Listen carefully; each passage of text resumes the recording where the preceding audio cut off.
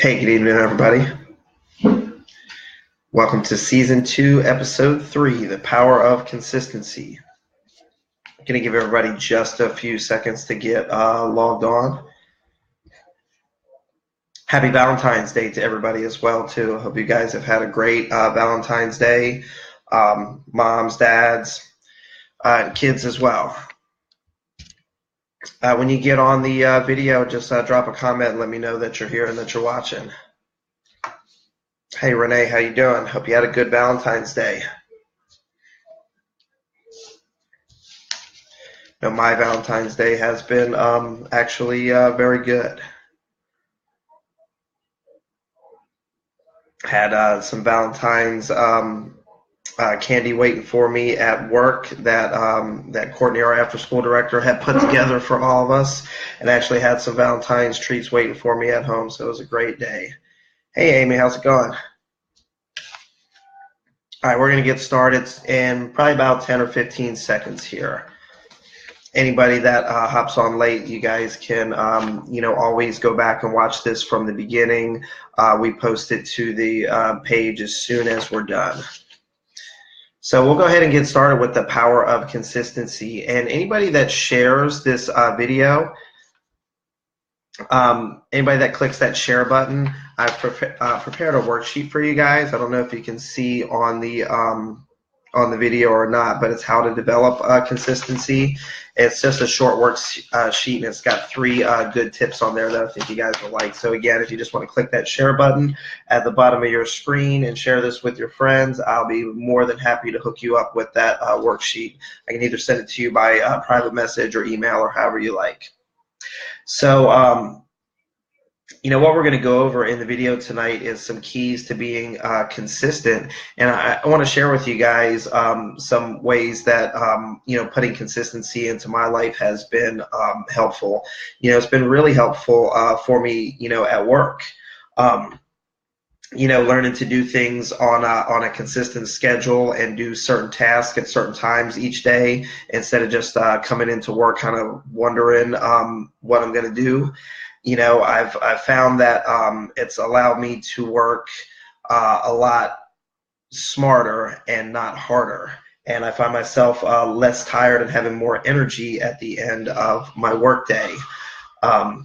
Consistency has really helped me in my workout routine and in my martial arts as well.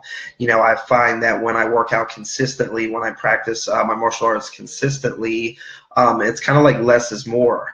I don't have to work out as hard, and I seem like I get more out of a consistent workout than just working out really hard every once in a while. When I was working out really hard every once in a while, it seemed like I would just be sore all the time. I'd be sore, and then I'd spend more time trying to recover from being sore than when I just worked out at a consistent pace. And also too, that I've noticed that our martial arts students really respond better in their learning to consistency. We used to in our lesson plans try to do a different thing in class every single day, and that really just wasn't it wasn't consistent enough for the students. We thought we were doing the right thing by trying to keep things fun and interesting, but now, like in our evening time martial arts, where the students come twice a week, we have like 3 or 4 classes for them. We actually do the same thing on all the beginner classes all week. So, if the students come twice a week, they're actually doing that same exact class twice a week. And we found that, they're not getting bored by doing the same thing. And that repetition is actually, and that consistency is actually helping them. So, what I want to share with you guys is some reasons that you would want to develop consistency in your own households. And one of those reasons is that consistency allows for measurement. We often want to implement maybe like a parenting technique, or sometimes, like I was speaking about at our martial arts school, we want to implement teaching techniques, or even techniques that we want our students to learn. And we try it like once or twice and we say, oh, that doesn't work. Or I read this parenting tip from an expert. I want to try it in my home. I tried it 2 times. I say, oh, that doesn't work. That expert doesn't know what they're talking about, when sometimes that's not the case. Sometimes that technique was not applied consistently enough to ever be able to take root and become effective. So, like I know for myself in teaching our martial arts students, I'm never going to be able to get a student to learn a sparring technique or learn a form or something like that just teaching them haphazardly every once in a while. I'm going to have to bring that thing to them consistently with some repetition to see if it's going to take effect. And I think at homes with our children, or even things that we want to do with our spouses, that same kind of consistency is going to be required. Also, the second point that I wanted to go over with you guys is that consistency creates accountability.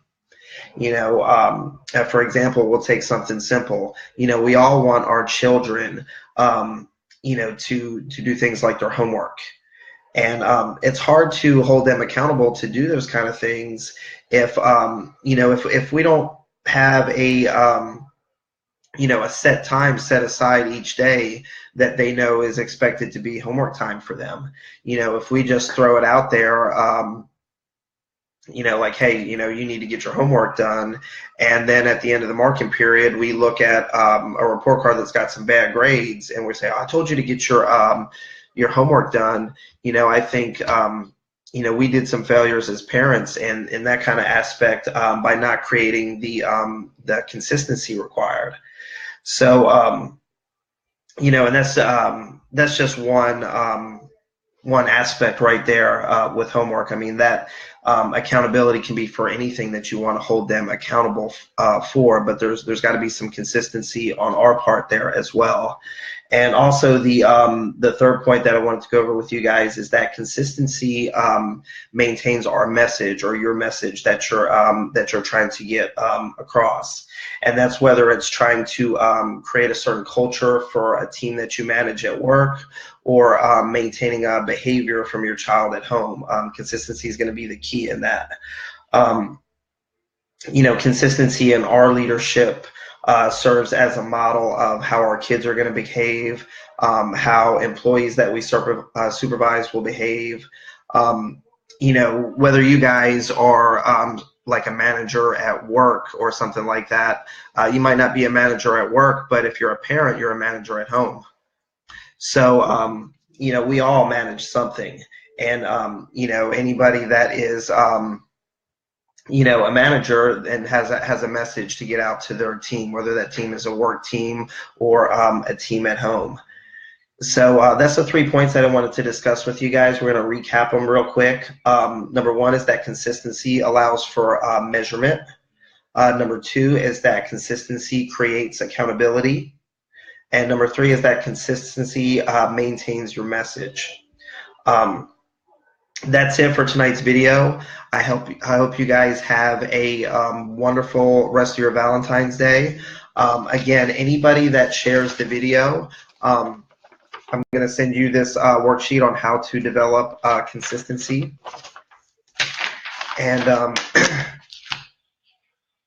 oh, hey, John Slaughter, I see that you have some questions there. When I end this video, I'm gonna try my best to answer all those questions for you. And that's all we got for tonight. I want to thank everybody for joining in. I'll see you guys next Wednesday at 8:37.